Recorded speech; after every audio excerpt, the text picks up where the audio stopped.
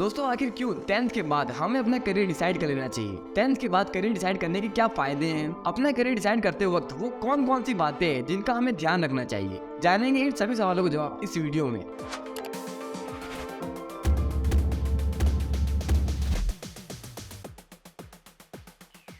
अगर देखा जाए तो सही करियर चूज करना बहुत ही डिफिकल्ट टास्क है, क्योंकि अभी तो हमने 10th का एग्जाम, अपना पहला बोर्ड एग्जाम पास किया है। इसके तुरंत बाद ये डिसीजन लेना कि हमें अपनी लाइफ में क्या करना है, ये जितना मुश्किल है उतना ही इम्पोर्टेंट भी है। चलिए इसे एक एग्जाम्पल से समझते हैं। सोचिए एक बंदरगाह है जहाँ से दो जहाज अपनी मंजिल के लिए निकलते हैं। उसमें से पहले जहाज को ये पता होता है कि उसे जाना कहाँ है, यहाँ तक कि उसके पास अपनी मंजिल तक पहुँचने का एक मैप भी होता है, और वही दूसरे जहाज को नहीं पता होता है कि उसे जाना कहाँ है। अब आप बताइए कि इन दोनों में से कौन सा जहाज अपनी मंजिल तक पहुँच पाएगा? सिंपल सी बात है, पहला, और दूसरा किसी समुद्री तूफान में फंस कर डूब जाएगा। इसीलिए आपको ये पता होना जरूरी है कि आपको अपनी लाइफ में क्या करना है, किस चीज में आपका इंटरेस्ट है। आपको वो पहला जहाज बनना है। अगर आप अपने आसपास देखेंगे तो आपको ऐसे कई लोग मिल जाएंगे जिन्होंने अपनी ग्रेजुएशन पूरी की है, मास्टर्स कंप्लीट किया है, लेकिन इस समय या तो वो खाली बैठे हैं या ग्रेजुएशन के 2-3 साल बाद भी जॉब ढूंढ रहे हैं, या फिर जिस स्ट्रीम से उन्होंने अपनी मास्टर्स कंप्लीट की थी उस स्ट्रीम से हटकर और ही किसी स्ट्रीम में कोई छोटी मोटी जॉब कर रहे हैं। ऐसा इसीलिए हुआ क्योंकि उन्हें पता ही नहीं था कि उन्हें क्या करना है, किसमें उनका इंटरेस्ट है।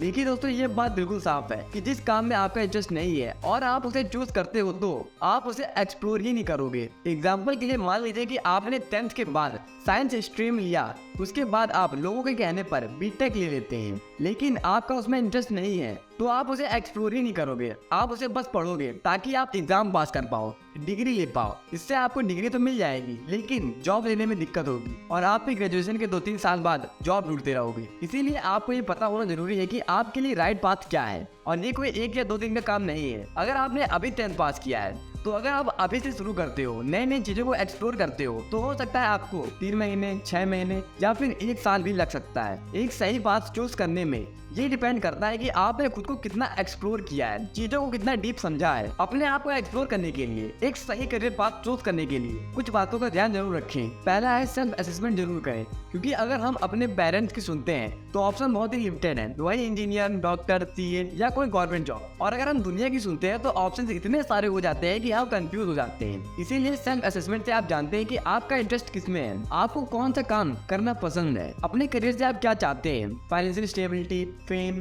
या फास्ट प्रोग्रेस। साथ में आपको ये भी पता करना है कि आपका किसमें ज्यादा इंटरेस्ट है, डिजाइनिंग, राइटिंग, टेक्नोलॉजी, आपको बैठ के काम करना पसंद है या फील्ड जॉब करने में आपका इंटरेस्ट है। दूसरा स्टेप, जॉब से अपनी एक्सपेक्टेशन का पता लगाइए। आपने सेल्फ असेसमेंट तो कर लिया, अब इसके बाद आपको ये पता लगाना है कि आपको जो जॉब करनी है, जिस करियर को आप चूज कर रहे हैं, उससे आपकी एक्सपेक्टेशन क्या है, आप उससे क्या एक्सपेक्ट करते हैं। जैसे कि आपको कैसी जॉब चाहिए, 9 to 5 या फ्लेक्सिबल टाइम ऑप्शन। आपका ड्रीम किस कंपनी में जॉब करने का है, जैसे TCS, इन्फोसिस या किसी फॉरेन कंपनी में, गूगल, माइक्रोसॉफ्ट या किसी गवर्नमेंट ऑर्गेनाइजेशन में। और आपको कौन सी पोस्ट या पोजीशन पर काम करना है और कितनी सैलरी आप मंथली एक्सपेक्ट करते हैं। इन सभी सवालों को नोट डाउन कर लीजिए, और इसके अलावा जो भी सवाल हो आपके मन में उन्हें भी नोट डाउन कर लीजिए और इनके जवाब ढूंढिए, और उन जवाब के आधार पर जो करियर ऑप्शन खड़े उतरे उनकी लिस्ट बना लीजिए और उनके बारे में ज्यादा से ज्यादा जानने की कोशिश कीजिए। इस काम के लिए आप इंटरनेट की मदद भी ले सकते हैं। तीसरा स्टेप है अपने हॉबीज को पहचानिए। दोस्तों, जरूरी नहीं है कि आपका किसी काम में मन लगता हो तो वो करियर वाइज भी सही है। हो सकता है कि जिस काम में आपका मन लग रहा है एज अ हॉबी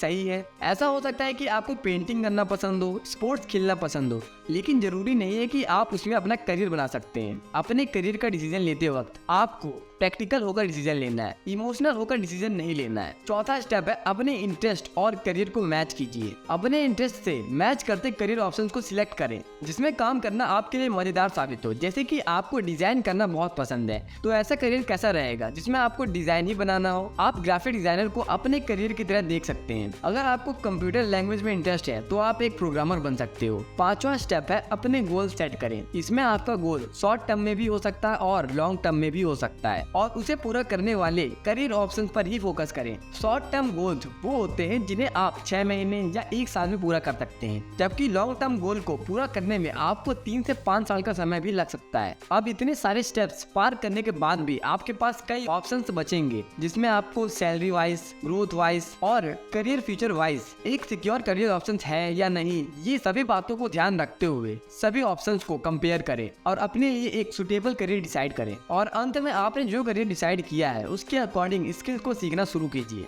ताकि आप जिस कंपनी में जॉब पाना चाहते हैं उस कंपनी में आपको एक डिजायरेबल पोजीशन मिल सके। और इसी के साथ इस वीडियो को यहाँ पर एंड करते हैं। अगर आपको ये वीडियो इन्फॉर्मेटिव लगी हो तो वीडियो को लाइक और चैनल को सब्सक्राइब जरूर करना। तब तक के लिए कीप वॉचिंग, कीप लर्निंग।